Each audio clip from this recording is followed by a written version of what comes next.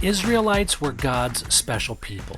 He loved them very much, but they disobeyed God a lot. Because God loved them, He sent them messengers called prophets. The prophets warned if the people didn't return to God's ways, God wouldn't protect them from danger.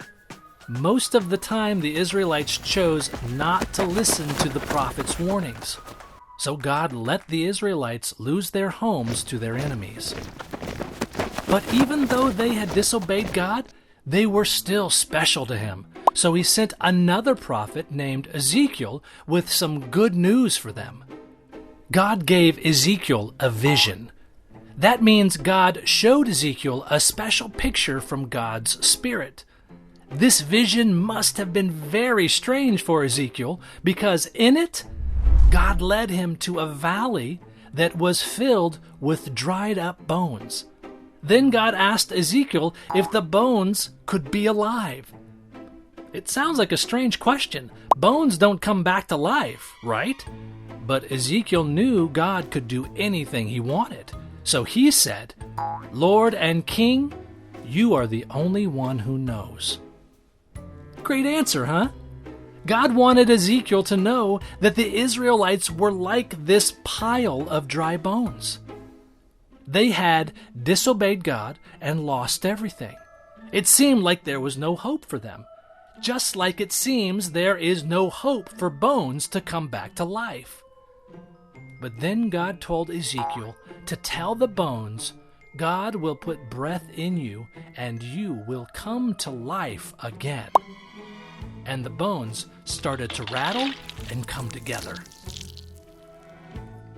Then a body appeared on them, but they still weren't alive because they didn't have God's breath yet.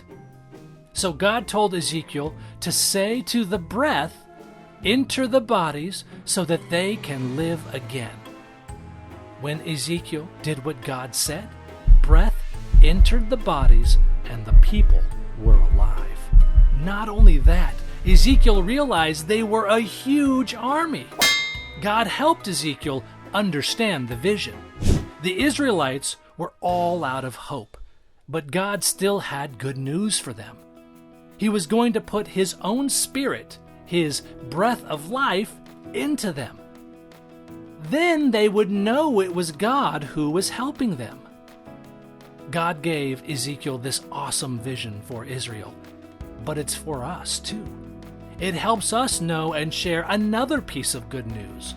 When Jesus died on the cross, He didn't stay dead. God raised Him up. Only this wasn't a vision, it was real life. God has that kind of power. God never gave up on the Israelites, and He'll never give up on us. He's always willing to forgive us and bring us back to Him. We can be glad that God has good news for His people.